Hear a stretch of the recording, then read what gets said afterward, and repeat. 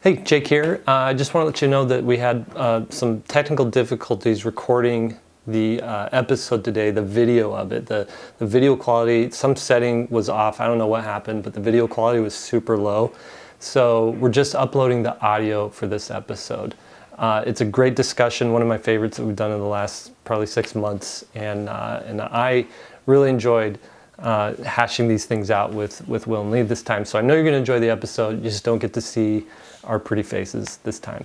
All right, hopefully we'll figure this out and have a video next time. But until then, enjoy this and we'll see you. Hello, everybody, and welcome to 3 Point Perspective, the podcast about illustration, how to do it, how to make a living at it, and how to make an impact in the world with your art. I'm Jake Parker. I'm Truffle Kerfuffle. And I'm Will Terry. And all three of us are semi-professional illustrators, and we have been working for the last 25 years with just about every major publisher and publication in the business. We've published somewhere around 100 books together, and not with the same publishers, not together, but independently. And we've all taught illustration at universities. Yeah, that's right. Each week we're going to come at you guys with a different topic. It's going to be super exciting, super suspenseful, and you're always going to learn something new. You know, I just realized something. If I say we've all taught illustration at universities, that could mean we've all been fired. Also, right? That's how we should lead it. We've all been fired from leading. We've been fired from the best universities in the country. That's great. Okay, how you guys doing? Doing good. Happy New Year. Doing good. This is our first recording of the new year. I know a episode has already come out, but that one was recorded before the end of the new year. Mm-hmm. So we're getting into the new year. I know we're about halfway through January at the time of this this thing airs. And what I wanted to talk about today is what are your plans for the new year as a working illustrator? And I have a couple of questions specifically to for us to like answer and to hash out. But that's basically the point of this episode is hopefully by hearing what we're working on, what we're planning on, what we're doing, what we're not doing, maybe you can help chart your own course this year. And I know we're already into the new year, but maybe this can help you chart the course for the rest of the year or make plans for the following year, or how to teach you how to realign yourself into a path that maybe fits something that is going to help you obtain your goals. So, hey, can I offer some advice before we get into it? It's a little nugget of 2020. I wouldn't call it trivia, but just something to pay attention to that I read that I thought was really interesting. You know how when the year changes and you know, you write out a date on a contract or a date on a piece of paper and you just do the last two numbers of the year. So in this case, it would be the year would be 20, right? Mm-hmm. Well, I read a thing saying don't leave it at 20 because then people can write in 2021 or 2019. Oh. They can change your stuff just by the nature that it happens to be 20. Now, I heard that too, but they still have to change a zero. So it's like, you know, and every time I've scratched something or made something unclear at the bank. They don't have to change a zero. What do you mean? You just add 2021 on the back. Oh, I see. So instead of saying, you're not saying, okay, so write 2020. Yeah. You got to write 2020 instead of just writing 20 because then they'll fill in the last two numbers. They can make it whatever they want. I don't know why someone would do that. I don't know what the benefit of doing that would be for anyone, but anyway, just something I read, and I was like, okay, now I'm writing it out. It sounds like an internet thing. This is also coming from a guy who had to go through credit card fraud. So he's super cautious about any legal matters. Just got to dot your I's and cross your T's is all I'm saying. Let me ask you guys this. Are you guys New Year's resolution type of people? Do you set resolutions? Do you stick with them? Do you keep them? We did an interesting ceremony this year, which we haven't done. Yes, we are in my family. But this year we actually did the burning of a letter on New Year's Eve into the fire about stuff that we wanted to get rid of, that either events that happened that we're carrying with us, or attributes that we want to get rid of, and everybody's was personal. So even my son, who's only 9, he wrote his out. I don't know what it said, because you don't get to see everybody's, but then you throw them all in the fire, and then you kind of talk about what you want to have happen in the next year, so you start to go over those kind of resolution things. It was actually really cool. It was good. It was surprisingly cathartic, I guess. It felt good to throw that stuff in the fire. I mean, I threw some of my things. I had a big time back injury this year, and it just sucked. It took me down for a long time, and so I wrote out some of the details around the back injury and just threw it in there, and just just things like that. It could be anything you want it to be. You threw a couple of Will Terry's books in the fire. I did. Threw my partnership away. Sick of this podcast. The podcast went in there too. No, but yeah. So we do the New Year's resolutions, and I love New Year's. That's probably my favorite, if you can call it a holiday. I just like how you can just kind of scratch everything and say, all right, here's the stuff that didn't work. Here's the stuff that I want to do. And then you're just full force. Now that typically only lasts like a day or two for most people, maybe a month. But last year I started, my New Year's resolution was I want to work out every day. And even through my injury, I actually did it the entire year. I finally did a full New Year's resolution, lost about 18 pounds and got stronger. And even through the injury, I still kept doing that. That's awesome. Yeah, you were on it last year. I noticed, like, you were way. That's actually what created the back injury. It is. I'm not saying it all went well. You got to deal with the new stuff that comes with these resolutions. I didn't want to out you, but they're not free. Yeah, I was going too hard. I'm not going to lie about that. I was hanging upside down from rings in my house.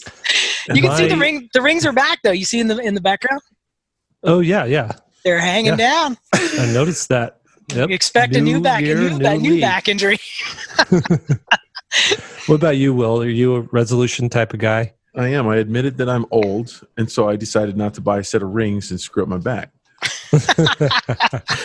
I will never admit such things.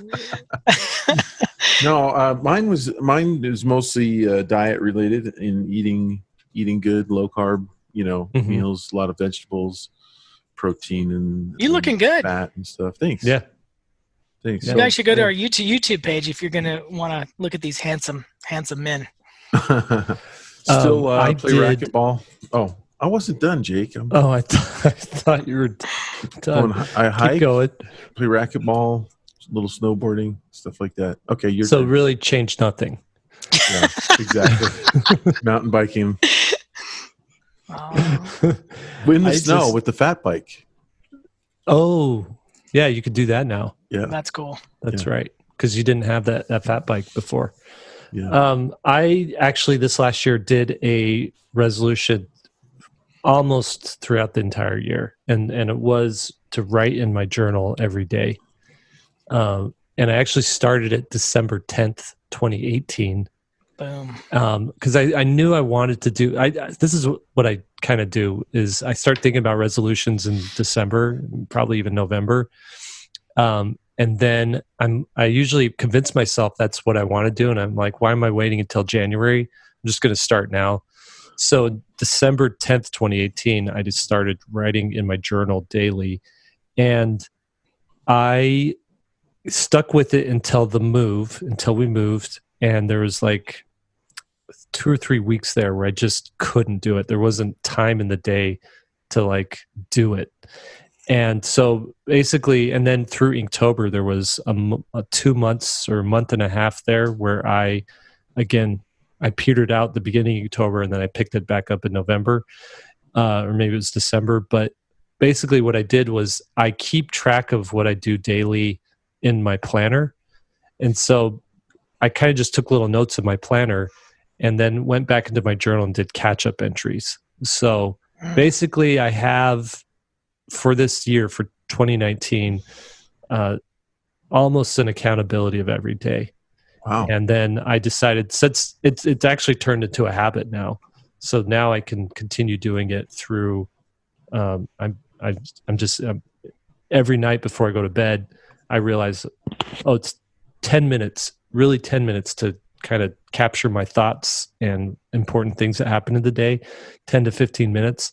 and I waste that much time easily on Instagram, not even knowing it, you know? So I realized, okay, let's cut out some social media and replace that with something that's actually a little bit more substantial. And the reason I like doing this, this journal thing, is it's actually made me think through things a little deeper, about how I feel about stuff, about the events that happened in the day. It made me pay attention more to what was occurring in my days. And I'm a firm believer that how you live your day is how you live your life. So if you take a little bit of time out every day to improve yourself intellectually or socially or something like that, if you do that every day, then basically you're going to have a life where a little bit of your life was spent doing the things that you wanted to do, right? And so the journal just helped me do those kinds of things. And I highly recommend, even if it's just 5 lines of text, just writing that down every day, a notable thing, something that you're thinking about, something you're upset about. That's the other thing too, is if you are upset about something or there's things you just need to get out of your system, it's kind of like the burning letter thing. Once it's in that journal, you're like, oh, it's there. I don't need to like mull it over in my head anymore. I've already mulled it over. It's in that book. And if I ever want to return to it, I can just go back and read it in there. So almost every book I've read about productivity says that writing it down clears the internal RAM, I guess, that your mind has of dealing with something, and gives you the chance to go back and look at it later. Cool. That's it. I totally have seen that in my life this past year.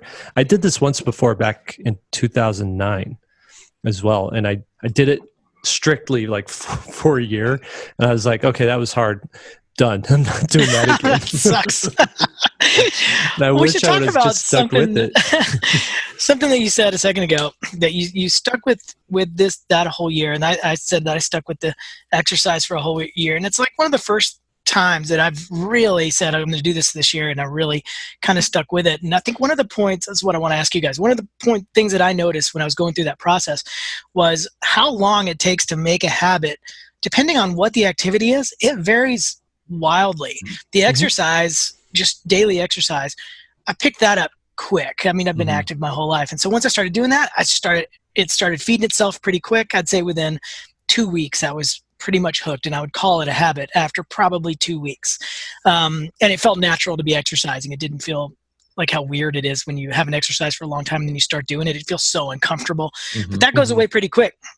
But the other thing that I started to do is I wanted to just cut out drinking overall. Not that I was drinking a lot, but like a beer or two every night with dinner. Not that there's anything wrong with that. If you're doing that, it's fine. But for me, I was having a little bit of trouble getting solid sleep, and I read that alcohol can get in the way of that. So I wanted to stop just having that drink at night. There's no reason to do it there's no reason for it. So so I cut that out, and it was like 2 months before, not the need to have a drink went away, because that went away pretty quick, but just the I guess the ritual that came with having a beer with dinner or having wine with dinner, that rhythm, it took like 2 months to clear that to where I didn't crave that at night. It's really weird. And so I just were feeling it. Yeah, it was hard. It was hard. Yeah. It was really weird. And but it wasn't a craving to get drunk or anything like that. It was just the ritual, I think, that came with that pattern that had been there for a while. And so one thing that was interesting to me is that there's always like a habit takes 30 days and you got to do it straight for 30 days. And now I realize that different things are going to take different amounts of time depending on what it is and what your personality is.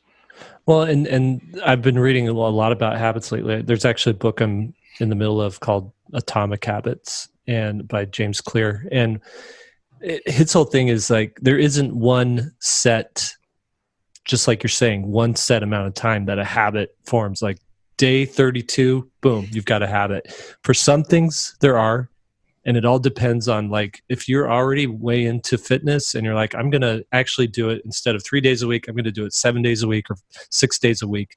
Like, that's much easier for you to form that into a habit than for someone who doesn't even get off the couch, in a month, Starting right? Cold turkey. Yeah.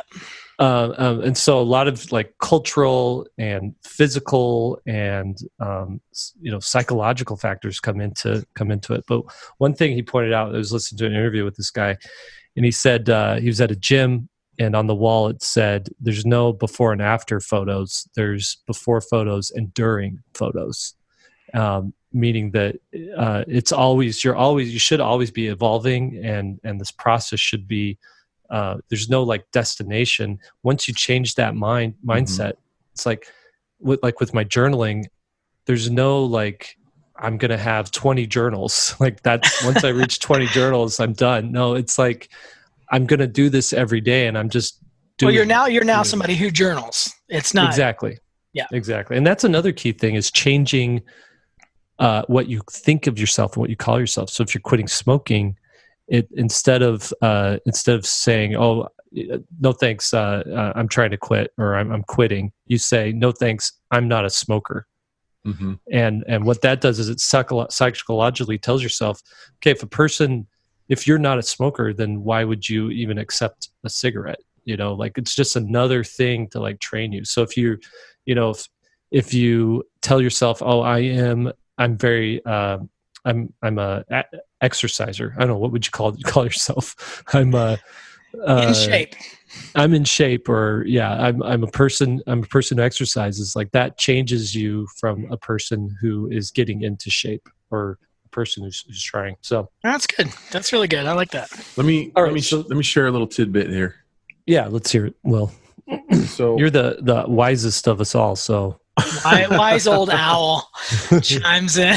I want everyone to notice that when I share something, there has to be some sort of a diss in the beginning from these two boneheads. I think you guys are afraid of my wisdom. No, you know what? I've always exercised until I didn't. So when we moved to California in 2002, it just became very inconvenient to exercise.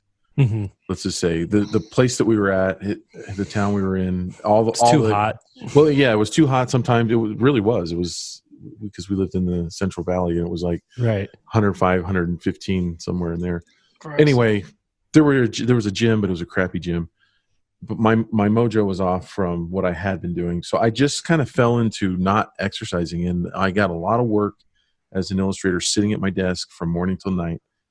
And one day, I tried to get up from my desk, and my back locked up, and I went straight to the ground. It was so painful, and and so it's funny because my body knew exactly what to do. I needed heat on my back, like it's like some kind of primordial, primitive man, was looking for the lava springs to bathe in or something. You know what I mean? Like right. I was crawling on all fours, and I crawled into the shower and turned on the water, and somehow, got undry. I didn't get in there with my clothes on, but I was on all fours in the shower with heat hitting my back. And that's the only thing that allowed me to finally stand up painfully. It wasn't over with. And then my wife got home from her job at work, or at her teaching job, and I was still a mess. And she's like, "What happened?" What? And I'm like, "I don't know." And so finally I go to the doctor. Long story short, the doctor says, "Well, what have you been doing?" I'm like, "I sit all day." And he's like, "Well, you can't sit all day. Yeah. You just can't. I mean, you're in your early 40s and you're overweight, and that's the worst thing you can do for your back." So he's like, "You got to walk." And then I remember thinking, walking is for like old people, like, what am I supposed to do? Just go walk through the neighborhood? He's like, "Yeah, go for a walk every day." I'm supposed to do. And so I'm telling you, for the first 3 or 4 months, I was walking every day, and it was weird because I had to it started getting better. My back was getting better, and I put a little note on my board, like, "Did you go for your walk today?" And it took about 6 months before it became, "Oh yeah, I need to just go for my walk," like just a habit. Mm-hmm. But it took more like a year and a couple of months before I got to the point where I was jonesing for my walk. Right. You had to do it. Like I couldn't wait. Like I would schedule my day around, I get to walk at this time.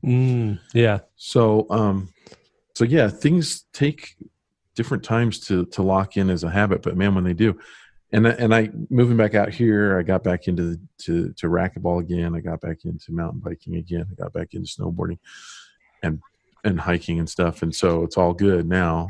And I exercise every day. But just for anybody who's, because I mean, health is a part of it. You can't be an illustrator, I realized, and sit at your desk all day. Mm-hmm. I mean, it's a young person's game to do that. Eventually it's going to catch up with you. Right. Yeah. And I know a couple other people that same thing happened where their back just decided. Well, nope. me, I mean, we do sound like a bunch of old guys. All our backs are locking up. Jake, I hope you're not sitting down too much, because that is the primal driver of that. Is you sit down. To give everybody a visual, if you picture your spine bending back, like you're sitting down, your back's hunched, well, that's pushing all those internal kind of stuff that's in between your spine backwards towards the nerves that are on the outside, and eventually that will cause that's what a bulging disc is, or a herniated disc. It pushes that stuff out, kind of like popping a zit out the other way. All that pressure's going one direction, and rarely are people in extension, which is the other way, like if you're arching your back.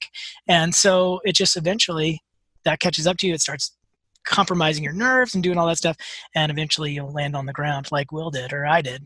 Yep. Well, it's I so would go into my my sciatica problem, but I don't think it's the same thing. It's the same thing.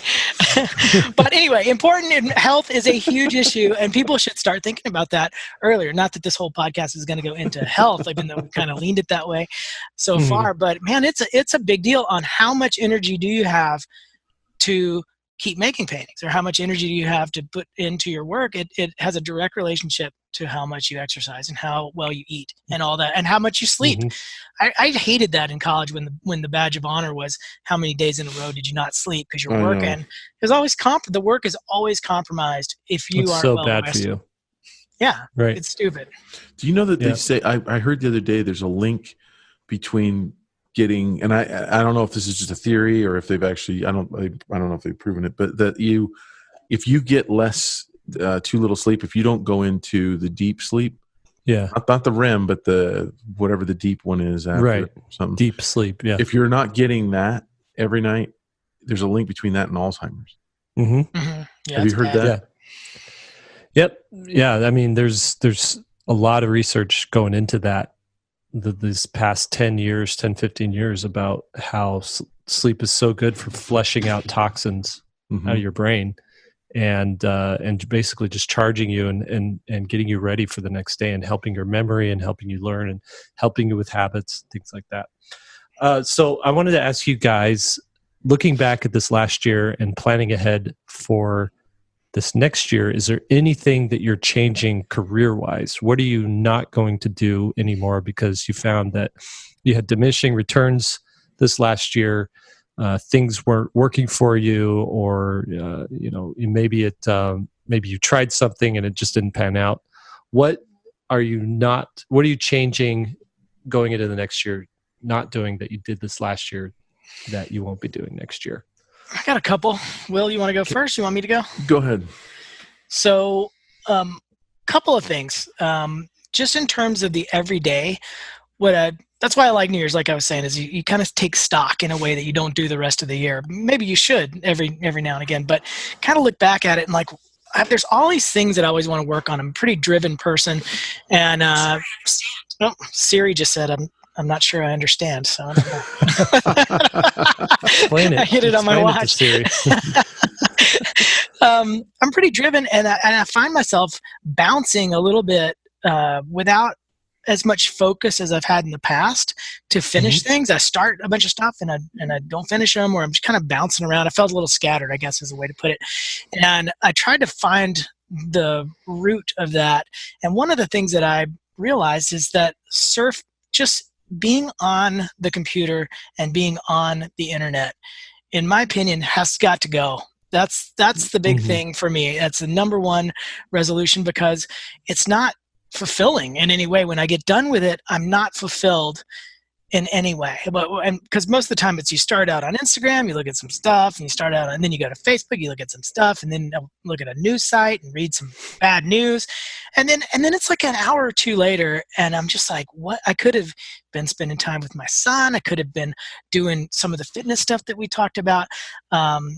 And so I really just kind of said, not only do I want to get rid of that, I know that I want to get rid of that because it's not doing anything, but what do I want to do with that time? What am I missing? And I realized that I want to do some stuff that's just relaxing and easy in terms of once you step away from the computer, all of a sudden physical media becomes an issue because like, oh, I'm just going to do paintings. Well, now I got to be in my studio. Now I'm sort of locked into my studio because all the gear that comes with doing paintings. So I thought I'm just going to start instead of when I've got a free hour. Instead of watching TV or instead of surfing, I'm just going to do pencil drawings only. And that's what I started on right at the last week of December. I started that. And here, I'll show you guys, just so you can see scale. I got them right here. By the way, I've seen a few of your posts of these things. I love them. Yeah, they're super fun. And I'm just like this last one I busted up during the karate class last night, and I can finish them pretty quick. But I find that when I'm done with them, I have more energy than when I started, which that has to be something to pay attention to because I feel good. I don't feel exhausted because I did something. It doesn't feel like work either. That was the big thing is I'm not looking to add another project to my workload. If that makes sense. Even though I'm doing art, I don't know. But getting rid of the surfing. Cumulatively over the last 10 years, I mean, how many hours have we spent surfing mindlessly, buying stuff we don't need? And I don't know, it's kind of gross. And the second you take it away, man, your day opens up a lot. There's just so much more time than you think. That's super cool. Yeah, I agree. And there was one point this last year where I actually took Instagram and Twitter off my phone. And for like a month. Too. They weren't on my phone. If I wanted to access them, I had to use my iPad to access them. And so that made it much more deliberate. Like, okay, I can't like just reach into my pocket and see what somebody tweeted to me. I have to go over to my iPad, which usually is like, there's more dedicated time. It's not just like picking it up and at any moment where I'm bored. It's more like, okay, now I'm going to focus and do this for a minute instead.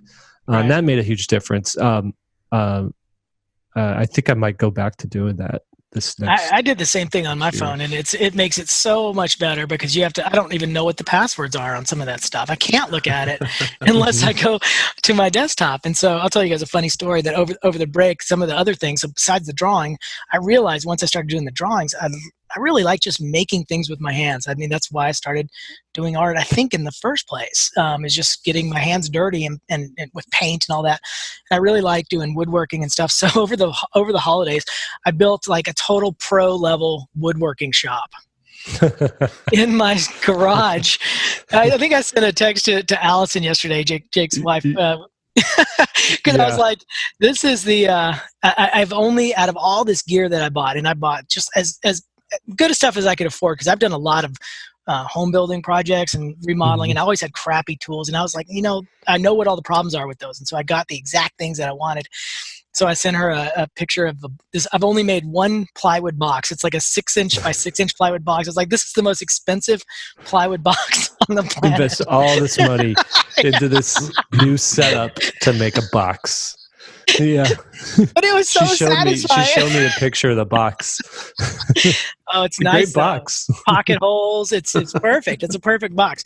But just like a cone and a sphere and a box of the basic shapes in drawing, the actual three-dimensional box in building is the common denominator. So once you can build a perfect box, a house is a modified box. You know what I mean? Like everything in the kitchen cabinets are modified boxes. And so everything.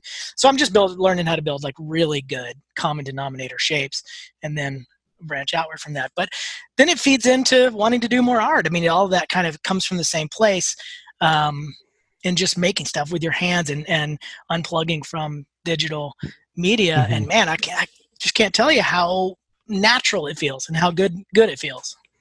It's good. I built a full working sound studio in my house. Nice. Recording studio. So, you guys know that I play the bass a little bit, but I bought a couple $100,000 worth of equipment. And You're lying. Lee, what the heck? So you man? could play the bass. What are you changing this year, Will? So less Facebook time, for sure. And anybody that's on my Facebook knows that I've been spending a lot less time on Facebook than I used to. I miss your arguments, though, I gotta say. I realized that I couldn't. They weren't working, Lee. You still have some wrong think going on. So I figured it was a waste of time. Me and Will Terry argue on Facebook was Not like anymore. seeing a ninja at the height of their powers. His methods of Like watching redirection, Bruce Lee play. the straw man arguments that Will sets up, the red herrings that he throws I've out there. It's mastered- classic I've arguing mastered them. technique. So you're leaving all that behind. It's all gone. And people don't even know what happened to him, right? Afterwards. Probably. No, but the other thing is not something unique to this year, but it was a goal that I've had for probably the last 10 years. And the reason why I started thinking about it for this podcast was because I actually had this conversation with Daniel, who is what is his job title? What is If we don't know that, we Video need to editor. rethink his job. He's so much more than a video editor, though. Yeah, he's our You know what I visual production person. Manager. Specialist. Anyway, he's kind of in the beginning of his career, and we were talking about this, but he was talking about a gig that he has on the side, and it's the kind of thing that he doesn't want to get stuck doing because it's not the kind of work that he ultimately wants to do. And so we had a good conversation about avoiding saying yes, trying to set up your life so that you can say no to those jobs that take you away from the quote unquote mountain that you're trying to climb. And he was the one that kind of quoted that from one of our other podcasts and said that, it was, it's you're at a crossroads all the time as a freelancer. Every project that comes in is another fork in the road. And you have to kind of ask yourself, is this decision, if I say yes, is it going to help me get towards the goal that I'm trying to get to, or is it going to take me further away? And you can answer it, I think, at different times in your life in different ways, in that sometimes taking it and taking that detour for the money can still help you get to the mountain. Sometimes the road is twisty that gets you to the top of the mountain. And so, we don't want to always say no to something that takes us further from the mountain if it's going to help us live another day to be able to get back on the road that goes towards the mountain. It's a little convoluted, but we're getting deep into this analogy. But early on in a career, you sometimes have to say yes to things you want to say no to. And that was the point that I'm trying to make, is that now I've set up my life to where I can actually say yes to the ones that I really want most of the time, or say no to more of the ones I don't want. And there's a difference there, because every project that you're exposed to isn't this is amazing or this is horrible. There's a lot of gray in there. Some of them are like, well, this is kind of a decent one, or this is almost kind of what I want to be doing, and so, but being able to get your scale over to where you're saying yes to the ones you really want to do and no to everything else is really when I think you've kind of, I don't know, arrived as an artist that does illustration that is fulfilling and that builds a fun career. Because boy, there's to me, there's nothing worse than working on a quote unquote art project that you when you wake up in the morning, you're like, oh, I can't believe I have to work on this stupid thing. Can't wait for this thing to be over. Right, off my plate. it's the worst. It's the worst. I think that's why my agent is mad at me, because I keep turning down everything. But it doesn't fit that criteria that you're talking about. It does seem like that, and I don't want to do it. But I know that it would, make the company money and keep me busy as an illustrator. But I think she's mad at me. Yeah. I think go along with you guys too. I like this cutting back on social media, like the mindless surfing. I do this thing called reference dives, where I will go in, I'll see cool art, and I'll just like kind of go deeper and deeper and see, oh, this artist likes this other artist, and what's influencing them, and pretty soon, 30 minutes have gone by, and I've looked at a ton of cool art, but nothing has really been accomplished. And so what I'm realizing is there's so much cool stuff out there that you're never going to see all of it. It's true. And it's dangerous to get caught up into that cycle of needing to be fed that stuff constantly, because I think we're automatically trained to like never be satisfied. And so I want to be a little bit more deliberate about how I spend time online and time with social media. The other thing that I did this last year that I want to change is I didn't draw a single comic the entire year. And usually I'll do some sort of story, some comic story or something in any given year. And this last year I started one. I got 2 pages into it, but then I never really finished it. And so I just think I need that for me personally moving forward, because there's a thing called idea debt. Have you guys ever heard of that? No. The idea debt is where you come up with an idea for something and it's such a good idea and you think, okay, I can't do it right now, so I'm going to get to it later. And pretty soon you start racking up these ideas that you're never going to get to, and you start feeling like guilt and like, how can you start on this next project knowing that you never finished this other project or even started this other project that you have an idea for? Mm-hmm. And so you get into this debt, right? And I've been in this debt for a long time, and I realized what I need to do is I've got all these ideas. I need to cancel some of this debt by just declaring bankruptcy on some of them, evaluating them and saying like, is this something that I really still want to do, or is this something that 30-year-old Jake really wanted to do and it's not applicable to me now, 10, 12 years later. And so evaluating that, like what's applicable for me now. And then if there's ideas that I'm still really excited for and like, oh, I know a way that I could do this and it is applicable and it's something that, that maybe it could become something bigger or turn into something better, then start chipping away at those and actually, spend some time working on those things one by one and maybe doing the simplest, most viable, the least viable version of it, I guess.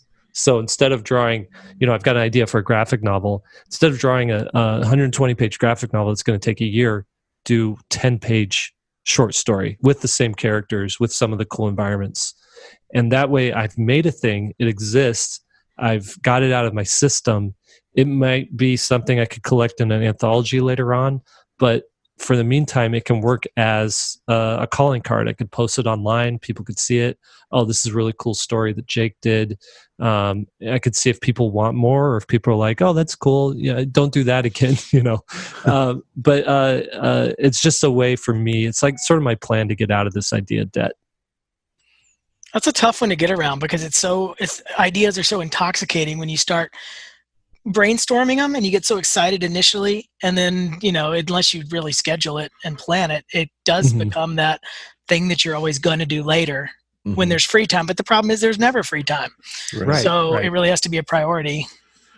You're making me feel guilty, Jake, because I'm like, when you're saying that, I'm going like, yep, I got that idea, I got that project, I got. It's okay as long as you don't think you're realistic about it. You can have all kinds of ideas. It's just you gotta. Which ones are the ones you're actually going to implement? If you're not implementing any of them, then there's a snag. Yeah, I think the solution there is, again, declare bankruptcy on, go through them one by one and decide, okay, this one isn't applicable anymore. I'm never going to get to it. It's a great idea, but it's for someone else to do. And that's totally fine. Get it off your chest, become at peace with that one. This next one, I still want to do it, but I don't have time to do it. So what's the simplest, smallest version of it that I can do. So if it's like a children's book, maybe just do an illustration for that children's book, like one that sort of captures it, or a triptych, kind of like you did with your snow creatures, Will, where you did 3 different illustrations of characters, all like morning in the snow, midday in the snow, and evening in the snow. And that could have been a children's book. I mean, easily, but a triptych its own is. It actually still is in my mind. It's. You need to cancel that debt. I know. Right? So maybe what you do is this year is you tell yourself, I'll do a second triptych to go with that. And maybe then you'll get the traction you need to actually, like, maybe a publisher will see it and be like, hey, what's going on here? What is this? And then it might become something bigger. But maybe that's another way to get it out of your system. Stay out of my debt, Jake. I'm a one idea advisor. One idea that's been floating around my head for a long time, and it's funny that when you finally make a move towards something, it's been probably a lot of little steps along the way when you finally tip, and then you say, okay, I'm going to do this thing. So one of the things that I'm definitely changing is my entire business model of the next year, in that all of us have done experiments in fine art. And what I call fine art is selling things that are already made, whether that's Kickstarter books, whether that's prints. For me, it's original paintings. I think Will has some original paintings sitting around too. You should bring those to a show, see how they do. People love original art, but it's always been a side deal for me. I've always just do it, I do a couple of shows a year. I scramble to get it done because I'm typically doing a bunch of books at that time. And over time, the one thing about illustration that's sort of bugging me more now than it has in the past is, again, using that mountain analogy, is which mountain am I going to? I already went up one mountain. Maybe I'm turning towards a different one. That in illustration, I'm sick of the back and forth that happens just to get the thing made.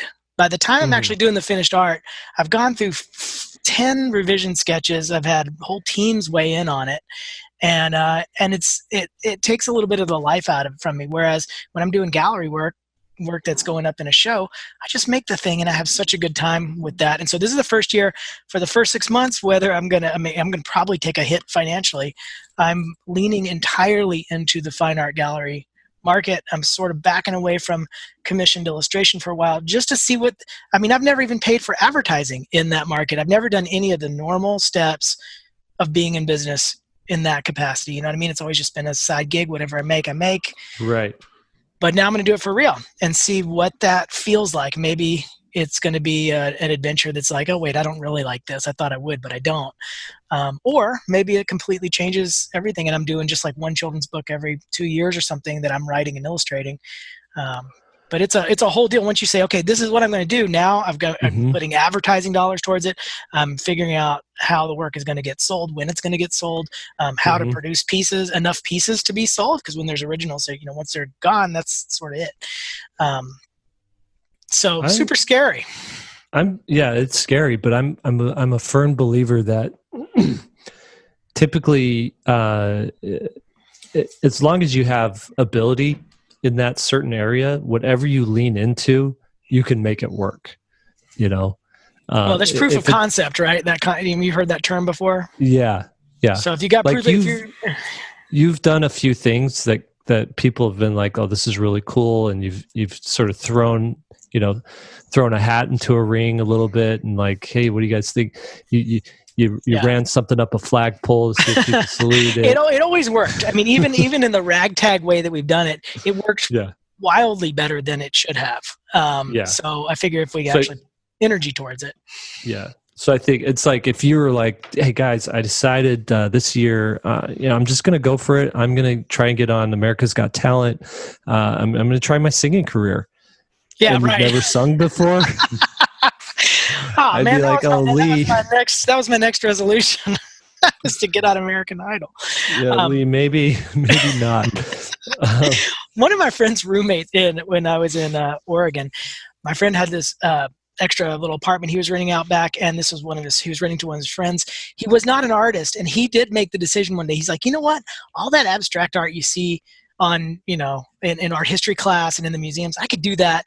And so that's literally what he did. He's like, I'm going to try to make it as a fine artist. I don't care about the art. I don't care to be an artist, but all that stuff's easy and anybody can slop paint on a canvas. And it was hilarious to watch this business venture go down. It did not end well. When you were saying that, I was really hoping that I was hoping that it would go down, and that sounds bad, but just to prove my theory that if your heart's not in something, you can't make a go of it. I agree. Yeah. You can't fake it. Mm-hmm. You always get exposed in one way or the other. Even if you have initial success, it won't last. That's true. And it's so tempting to have that mindset to think that looks so easy. I could do that, and just discount everything that goes into it. Mm-hmm. Mm-hmm. That's such a young person's mindset. Yeah, I know. It's hard. But I was just talking to my assistant about this earlier today. It's like when you're in your 20s, you have like all of this motivation, and like you have every reason to go do something, and all this like motivation to like get out there and like and prove yourself with like the least amount of ability. Mm-hmm. And then when you get to be in your 40s or 50s or whatever, you have all of this ability and all this experience and wisdom, and yet you find yourself being way more like passive and like, oh, I'm not sure, I don't want to take the risk to do something. If you could just flip the two, mm-hmm. I don't know if that would be better, if it'd be a net better or not. Okay, so Lee's changing. So you're kind of saying no to traditional illustration projects in favor of pursuing like selling your artwork. Yes, things that are already made. That's the most enjoyable thing. I think if I had to put a label on it, it's I make a thing, and if you like it, you either buy it, or if you don't like it, then don't buy it. But that's my favorite form of business of making art, is I make what I make and find the audience for it. It's a little bit arrogant, don't you think? Oh, it's entirely arrogant. That's why narcissistic. If I didn't have proof of concept, though, I wouldn't do it, because it is a dangerous thing. I wouldn't advise other people to do it if you have no sales. Right. There's some chutzpah there, but Lee he's had a proof of concept. He sees that there's a viability here, and he's going to lean into it hard this year. And I agree with him in that. And I'm actually thinking more along these lines as well, because this is the first year I'm going into a year without any contracts like on my plate. Wow. I'm totally contract free. All that I have, the only means I have of making money this year is stuff I'm drumming up on my own, right? Like I'm going to try sell a book, a Kickstarter book. I'm going to try and do some prints, try to do my shop a little bit more. You have proof of concept as well. Yeah, exactly. You've already done it a bunch of times. But if anybody needs a logo or a tattoo designed, contact Jake. Because he's free. Oh no. You guys, what is so wrong about being an illustrator? Illustration. Nothing's wrong with being an illustrator, but making the problem is everyone else. There's a lot of gatekeepers to really good ideas in some of the traditional illustration models, and I'm getting sick of the gatekeeper saying, "Oh, you can't do a book about this because somebody else did a book about this," or "No, that's too edgy, and we don't know which market it's going to go into." Those kind of conversations I'm just tired of having. And then you say you do get a picture book deal, well, the illustrator gets 5% of that in a royalty-based system. I think I'd rather gamble on myself and risk it all, and in exchange for the lion's share. Yeah, I think it's. I think that's exactly right. I mean, recently we just heard about College Humor laying off hundreds. Everybody, like basically shutting down. Almost all of them lost their jobs. Right. So here's 100+ people who brilliantly funny, making amazing work, who now don't have a job. And you hear about like DreamWorks as well. Last year or 2 years ago, they laid off hundreds of people as well. And you're in a situation where I think nowadays you can go ahead and have that job, but if you're not doing something that you own yourself, that you have complete control over and that you have a fan base of, it's kind of dumb. Sorry Well, you're to going to say be that. at risk. Yeah. Like you really are. Like, I would start today getting one fan if you don't have a fan yet. Getting one fan, and the way you get that is a fan is someone who's fanatical about what you create and they want it. And so by selling one piece of artwork, you've created a fan, right? And if you've made one fan, then there's nothing stopping you from making 1,000 fans. And with 1,000 fans, you can do whatever you want, basically. Like, you just have to put out enough work every year to I guess, support yourself from that fan base. And I don't see why you wouldn't do everything you can to start growing that. Even if like, I remember early on in my career thinking, okay, I'll never get 1,000 fans. You know, that's clearly impossible, but I can get 50 I can do. And I knew, like, and every year I could count on 50 people buying something and be able to use that money to pay for groceries for 6 months, you know, something like that. Right. Well, we live in the golden age right now where there's all of a sudden these avenues that are opening up. To answer your question, Will, nothing's wrong with traditional illustration. It's just that there's all these other avenues are starting to open up. Have you guys done either Instagram or Facebook ads before? Surely you have, right? Okay. Yes. So if you haven't done that before, the numbers start to become staggering on how many people you can reach in a very, very short amount of time. I'll give you guys an example. I was just running literally a test yesterday. And it was only up for like an hour and a half or something. I'm just playing with some numbers. I reached 5,037 people with an image yesterday. That's just in a test. That's just a blip. You know what I mean? Yeah. But that shows you the numbers that if you put some effort towards getting your work out there, you can be seen by hundreds of thousands of people. I mean, that's why all these companies are doing Facebook ads and Instagram ads. Not that that's the only way, but those numbers were never possible before, where you could get in front of that many people over in an hour. You know what I mean? It's not just that many people, but specific people. Oh no, yeah, this is actually, that's a great point, because this was women who are in between the ages of 24 and 50 who live in Los Angeles, New York, Philadelphia, Tennessee, or Washington, who are interested in graphic design and cats. That was my criteria. It's crazy what you can do. Yeah. But that's a highly specific group of people, and that goes back to knowing what your brand is and what your market is, who buys your work. Why did I pick women? Well, I've run a couple of ads, and women on a ratio of 7 to 70% are purchasers of my work, more than men are only 30%. So I just took them out of the equation, and those specific locations are always the hallmarks of where I sell work to. So we've never had that before.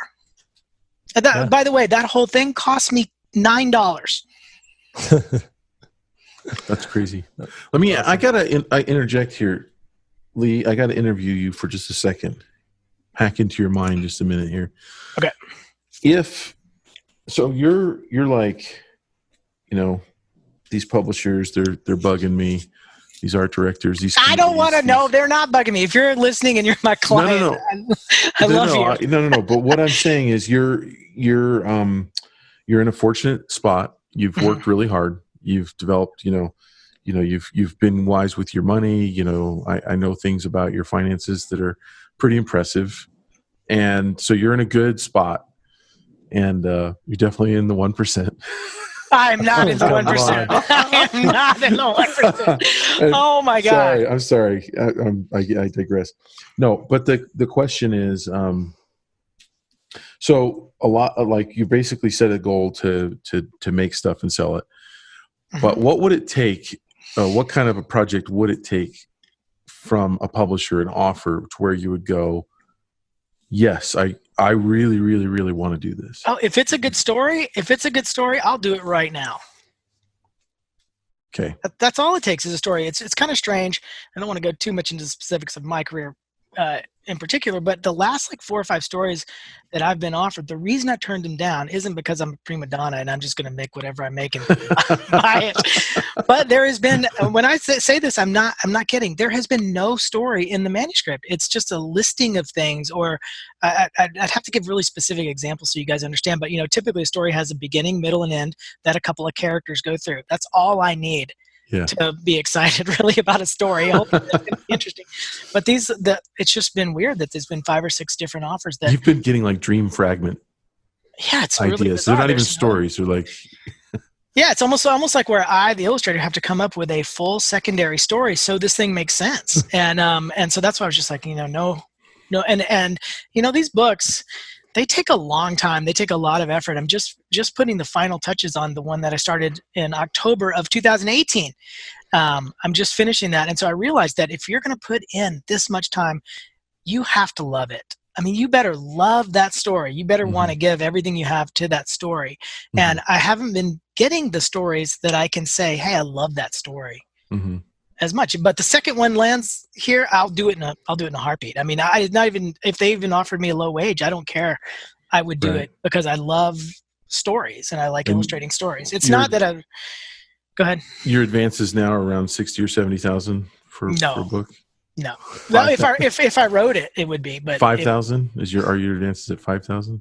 They're not quite there. $50. I'll do your logo and your tattoo. Give us something. He's a simple man. He just wants a central character to be in the story. That's all. Yeah, to go through a couple of things. Go through a couple of things and be changed at the end. That's if you want me to illustrate your book, send me a manuscript with a character and a story. That's what I thought. I thought that was inherent in our industry, that comes with almost every project, but apparently we're going through a phase. And maybe I'm just the guy. David Hone was telling me, once you say you draw a book about chickens, well, now you're chicken guy and now all of your manuscripts are going to contain chickens. Well, maybe I've done something, I don't know what, in my career where people are like, hey, there's no story here. Let's give it to this guy.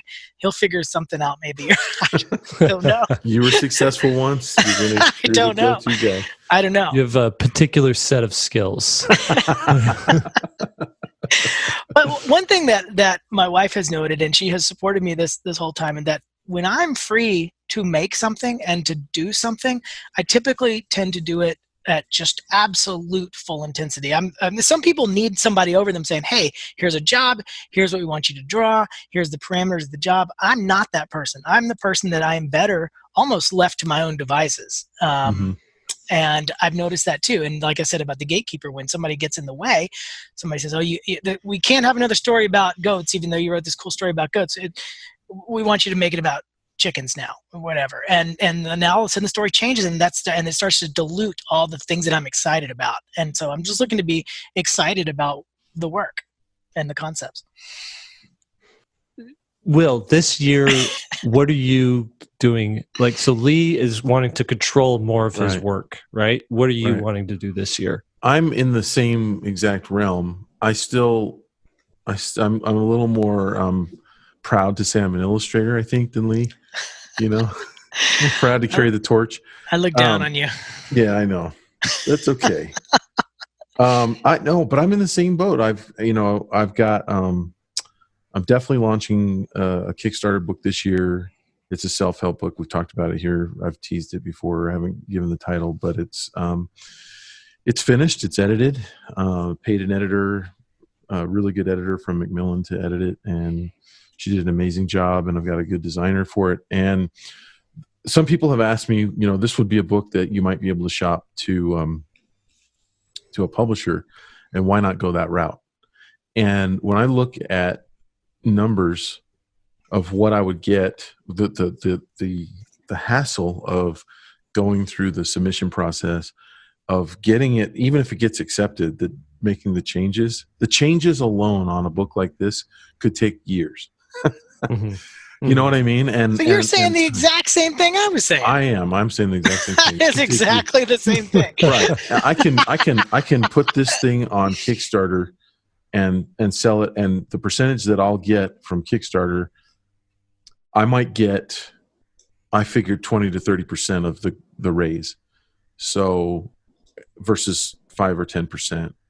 Mhm. from a publisher. So I have to sell, let's say, a third less books to make the same amount of money. It's pretty Right. enticing. What's even more enticing is, like you said, not dealing with a gatekeeper. And the sad thing with selling a book is the focus groups and the marketing meetings they go into, and you end up, this is your dream. You think about it, it's something you've been dreaming. I've been dreaming about this book for over a decade, and it's my dream, and I'm gonna, and it could be someone that day who just feels like putting, their input, flippant comment that just comes to their mind in a meeting, and change your whole dream based on the fact that they feel like they need to say something because they're getting paid to be in that meeting. Right. And Right. it just doesn't, and then you're in a situation where now they've got, we'll give you this amount of an advance if you make all these changes. And now you're caught in a rock between the hard place because you're. So let me ask you this, Will. If you could go the traditional publication route and they said, hey, we'll publish it as is. We like your edits. We like this book as is. We just want to have control over the cover design. But other than that, we'll publish it and you get 5%. Would you do that deal? Well, I'd get 10%. Okay. In my fantasy 10%. dream, I'm going to change your fantasy to mine. All right, 10%. 10%. And then I'm going to say that it depends on which publisher it is. If it's some, publisher I've never heard of, probably no. No, let's say it's like a legitimate publisher that does self-help books. Yeah, I probably would in that case. If it was, we'll take it as is, because it would it would be a lot easier for me. So why don't you go down that route and just see if that's a possibility? Why don't I go down that route? Because the submission process is so painstaking and time consuming. Okay. Because I don't have an agent that I'm working with to sell it. Right. If I had an agent that would do it for me, then maybe I would just say, yeah. Why don't you get an agent? I'm sure an agent would be all over this. You think? Mm-hmm. Why wouldn't they? Sometimes you have ideas, Jake, that suck though. No, but listen. Like that cost me. Imagine you're an agent and you're sitting there. You're an agent and you're sitting there. All right, what am I going to do in 2020? I got to make X amount of deals. Let's see, who am I working with? They've got a good idea. They got a good idea. Will Terry? What's this email from Will Terry? Oh, he has a finished book that's edited. Let me read through it. I like this. This is good. I could sell this. There's another suspicion that I have that I haven't talked about yet, and that is that it's such a niche book that I feel like I can reach a majority of the audience that I'm looking for online. Mm-hmm. That I wonder, because I've known a few people that have done books in this genre through publishers, and well, not in the exact same genre, but in the self-help category, and their books have done surprisingly poor. And and that scares me, that I think that I could market it better on Kickstarter. So maybe that's a part of it that I'm discovering as I talk it through, is that I just don't have faith, that they would find the audience. And then here I've got this book that's been remaindered a year later. Yeah. I think that's a valid concern, but I'm just throwing it out there because I often think about this. Like, I could make more money on a Kickstarter versus going to a publisher. That's for sure. But my publisher can get this book into thousands of more hands than I can on a Kickstarter. And so is that more valuable to me than the money, right? There's no question that if the publisher does their job, and if the book is well received, if the book is truly a good book, if everything lines up, you're much better off going through a publisher in the end, I would say. Yeah. Okay. I was just playing the Will advocate there. I like it though. Being challenged, it's good because you got to kind of either defend your position or change your position. I'm in this situation right now where I have too many ideas, and your idea debtor's prison thing really sucks when I start thinking about it. Debt. Because I have this this game that I want to make too, and I've been working on that, and and I've got a publishing job with 3-book publishing job, and just there's not enough time. And then there's stuff that we have to do for SVS that we love doing, the new children's book curriculum, the office hours that we're going to be launching. Are we allowed to talk about that? We probably should talk about that. If you guys want critiques from Jake, Will, or I, we're going to be launching that service in the next 2 weeks on SVSLearn.com, where you're going to be able to schedule It's actually probably already launched if they're listening to this. Oh, that's true. Maybe go ahead and check it out if you guys are interested in getting some wacky advice from the three of us. So, you're 53 years old? Or thereabouts, right? Yeah. Or thereabouts. There's probably a 20 to 60. And you are, let's give you the benefit of the doubt. You've been eating right. You've been staying healthy, exercising. Let's say you live to be 90 years old, and that is above like the national average for the demographic that you're a part of, right? Let's say you live to be 90. So that is 38 years later. From 80 to 90, how productive of an artist do you really think you'll be, and do you want to be, right? So maybe you retire at 80. Okay. So that gives you 28 years left of wow. Creative time. How many minutes? We won't get into that, but that's the reality of what you're looking at. Is if you want to keep making things, you have 28 years left to make it.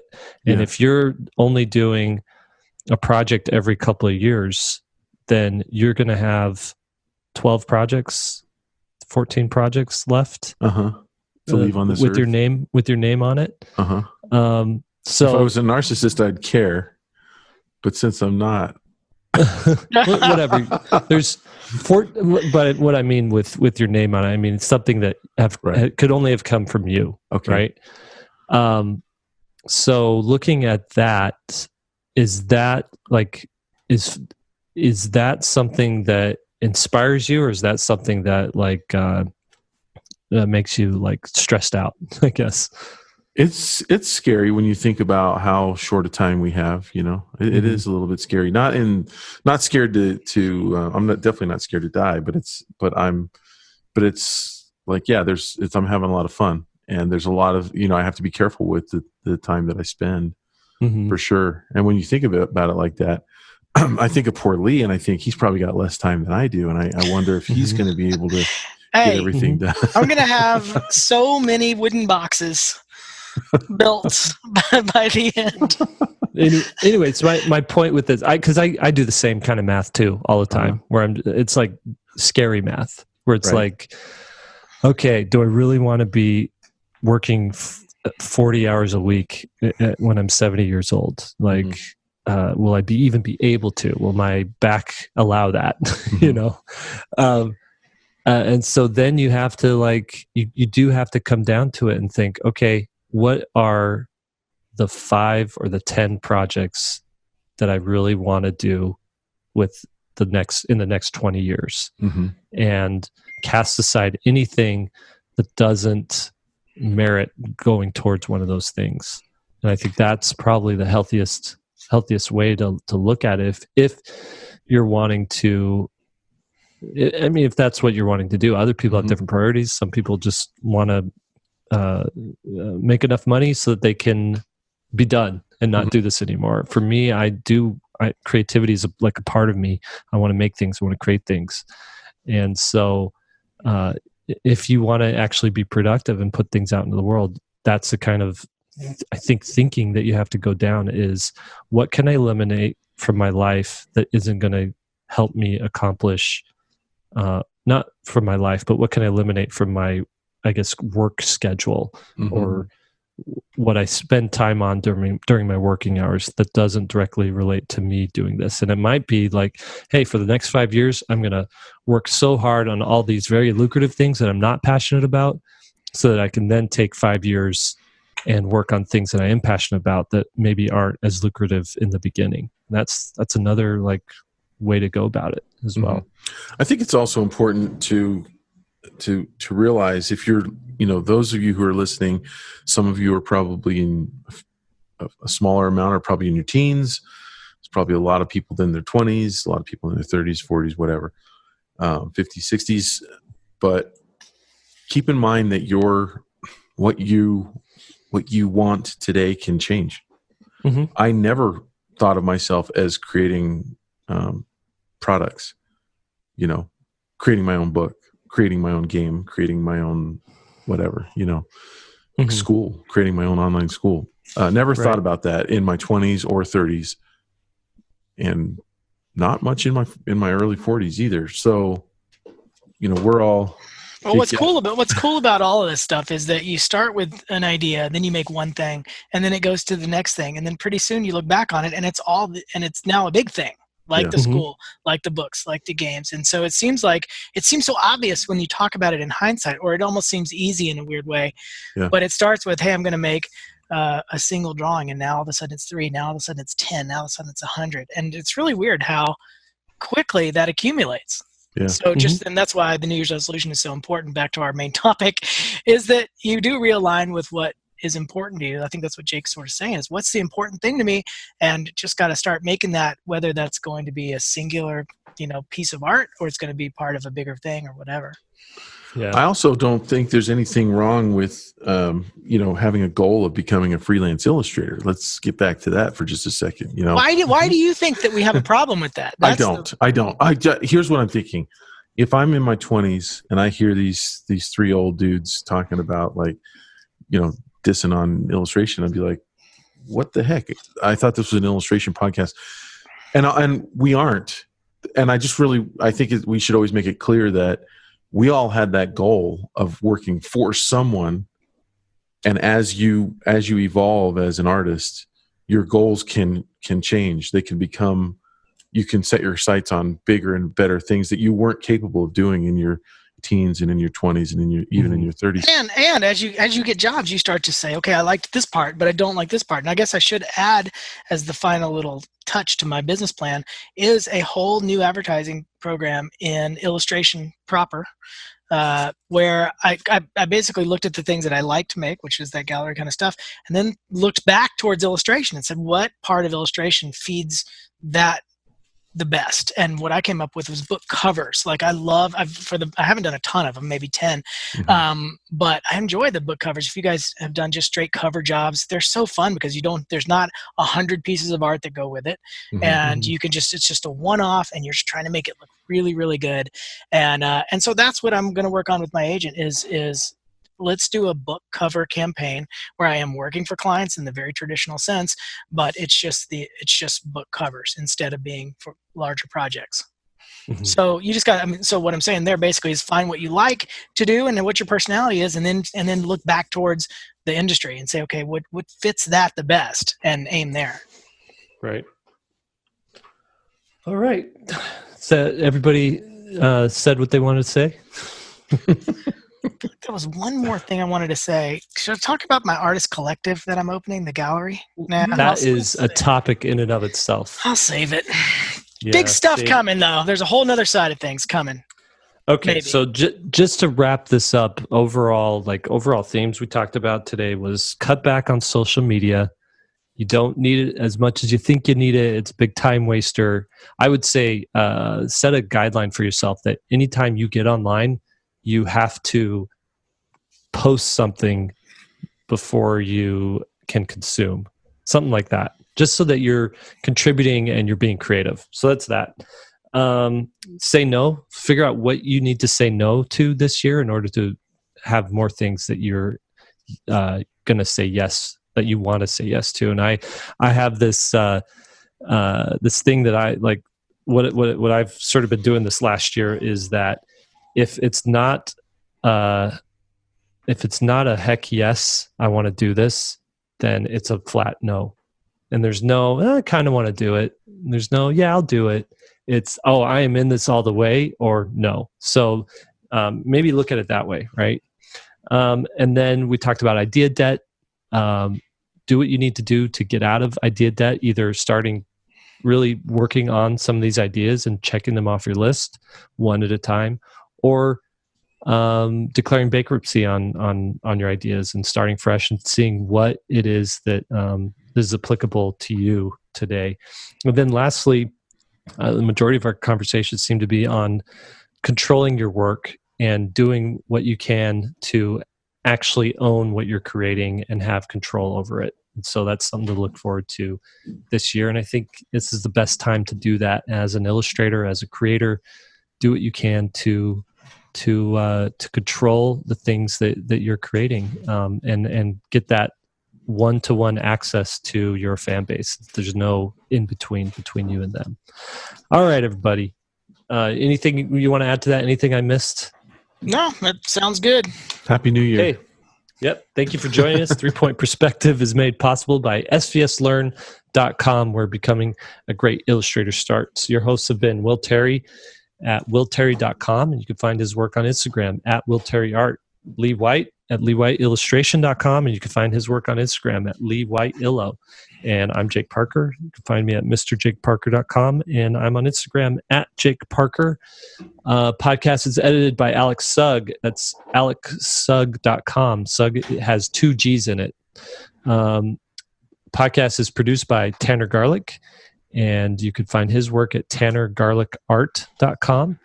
And our SVS production manager, who helps make sure this gets onto YouTube, is done by Aaron Painter, and you can find him at Painter Draws on Instagram and .com there. So if you like this episode, please share it around, subscribe to it on iTunes, and leave a review. We would love to hear what you think. We like reading those good comments. If you have something bad to say, just keep it to yourself.